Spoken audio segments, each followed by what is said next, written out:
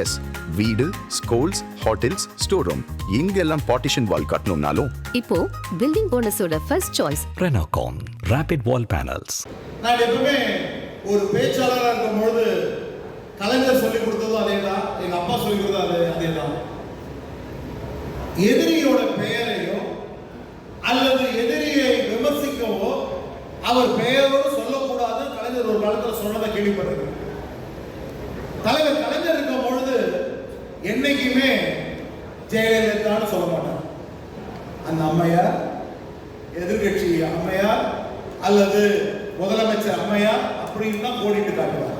தன் வாயால் கூட அந்த எதிர்கட்சியோட தலைவர் பெயரை கூட உச்சரிக்காத தலைவர் நம்மளோட தலைவராக இருக்கிறார். 1990 நம்ம கழக தலைவருக்கு என்ன பெயர் தெரியுமா? மக்கள் கூப்பிட்ட பெயர். அவரை தான் முதல்ல தமிழ்நாட்டில் தளபதியில் நாம கூட்ட ஆரம்பிச்சோம். எதிரிகளை நாம் சரியாக கணக்கெடுக்கவில்லை. நாம் கணக்கு எடுத்தோம்.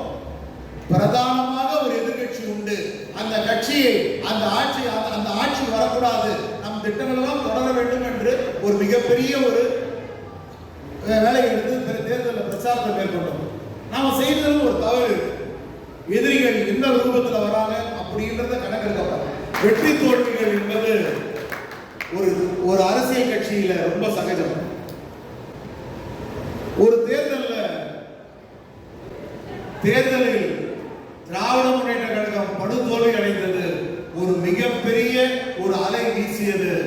அந்த அலையில திமுக தோல்வியை தழுவியது.